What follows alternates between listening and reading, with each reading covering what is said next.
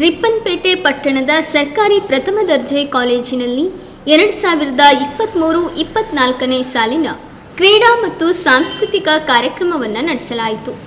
ಕಾರ್ಯಕ್ರಮದ ಉದ್ಘಾಟನೆಯನ್ನು ಸಾಗರ ಕ್ಷೇತ್ರದ ಶಾಸಕರಾದ ಗೋಪಾಲಕೃಷ್ಣ ಬೇಳೂರು ಅವರು ನೆರವೇರಿಸಿದರು. ಕೇವಲ ಅಂಕಗಳಿಗೆ ಮಾತ್ರ ಶಿಕ್ಷಣ ಸೀಮಿತವಾಗಬಾರದು. ಬದುಕಿನಲ್ಲಿ ಉತ್ತಮ ಗುಣಗಳನ್ನು ಅಳವಡಿಸಿಕೊಳ್ಳಬೇಕು.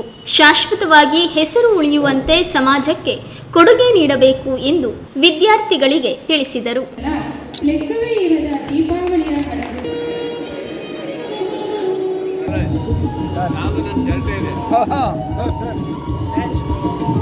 ಕಾಲೇಜ್ ಹಳೆದಿರ್ಬೋದು, ಬಿಲ್ಡಿಂಗ್ ಹಳೆದಿರ್ಬೋದು, ಶಿಕ್ಷಣ ಹಳೆದಿರೋದಿಲ್ಲ. ಇವತ್ತು ಶಿಕ್ಷಣ ಬಹಳ ಪ್ರಮುಖ ಘಟ್ಟ. ಇವತ್ತು ಪ್ರಾಥಮಿಕ ಹಂತದಲ್ಲಿ ಬಂದಿದ್ದೀರಿ. ಇವತ್ತು ಬಹುಶಃ ಗೌರ್ಮೆಂಟ್ ಶಾಲೆ ಅಂದ್ರೆ ಬಹಳ ಜನ ಮೂಗು ಮುರಿತಾರೆ, ಏನಕ್ಕಪ್ಪ ಗೌರ್ಮೆಂಟ್ ಶಾಲೆ ಕಟ್ಟಡಗಳು ಚೆನ್ನಾಗಿಲ್ಲ ಅಂತ. ಆದರೆ ಶಿಕ್ಷಣ ಕೊಡುವಂಥ ರೀತಿ ಇದೆಯಲ್ಲ, ಅದು ತುಂಬ ಚೆನ್ನಾಗಿರುತ್ತೆ. ಬಹುಶಃ 100% ಹೈಸ್ಕೂಲಲ್ಲಿ 100% ಯಾವುದಾದ್ರು ಶಾಲೆ ಬರ್ತದೆ ಅಂದರೆ ಅದು ಸರ್ಕಾರಿ ಶಾಲೆಯಲ್ಲಿ ಬರ್ತಾ ಇದೆ. ನೆನ್ಪಿಟ್ಕೊಳ್ಳಿ, ಇವತ್ತು ಎಲ್ಲೋ ಒಂದೆರಡು ಕಡೆ ಪ್ರೈವೇಟ್ ಶಾಲೆಯಲ್ಲಿ ಬರ್ಬೋದು, ಬಿಟ್ಟರೆ ಸರ್ಕಾರಿ ಶಾಲೆಯಲ್ಲಿ ಈ ಸರಿ ಹಿಂದಿನ ಶಾಲೆ 11 ಶಾಲೆ ಬಂದಿದೆ. ಇವತ್ತು 11 ಶಾಲೆ 100% ತೊಗೊಂಡಿದ್ದಾರೆ. ಅಂದರೆ ಇವತ್ತು ಶಿಕ್ಷಣದ ಗುಣಮಟ್ಟ ಇದೆ. ಹಾಗಾಗಿ ನಾನು ಜಾಸ್ತಿ ಮಾತಾಡೋದಿಲ್ಲ. ಈ ಕಾಲೇಜಿನ ಅಭಿವೃದ್ಧಿ ದೃಷ್ಟಿಯಲ್ಲಿ ಇವತ್ತು ಕಾಲೇಜ್ ಸಮಿತಿಯ ಎಲ್ಲ ಉಪಾಧ್ಯಕ್ಷರು, ಸದಸ್ಯರು, ನನ್ನ ಎಲ್ಲ ಸ್ನೇಹಿತರಿಗೆ ಬೆಲೆ ಇದ್ದೀರಿ.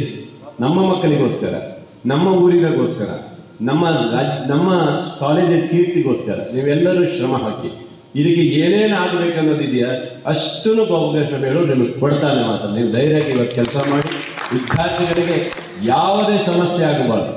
ಅವರಿಗೆ ಯಾವುದೇ ಸಮಸ್ಯೆ ಆಗದ ರೀತಿಯಲ್ಲಿ ಕಾಲೇಜಿನ ಅಭಿವೃದ್ಧಿ ದೃಷ್ಟಿಯಲ್ಲಿ ಹಿನ್ನಡೆ ಆಗೋದೇ ಬೇಡ. ಅವರ ಶಿಕ್ಷಣಕ್ಕೆ ಯಾವುದೇ ಕೊರತೆ ಆಗಬಾರ್ದು. ನಾವೆಲ್ಲವನ್ನೂ ಕೊಡ್ತೀವಿ. ನೀವು ಸ್ವಲ್ಪ ಚೆನ್ನಾಗಿ ಓದಿ ಒಂದು ಸ್ವಲ್ಪ ನಮ್ಮ ಕಾಲೇಜಿಗೆ ಹೆಸರು ತಂದು ಕೊಟ್ಟರೆ ಪಾಪ ಪ್ರಿನ್ಸಿಪಾಲ್ ಖುಷಿ ಆಗ್ಬಿಡ್ತಾರೆ.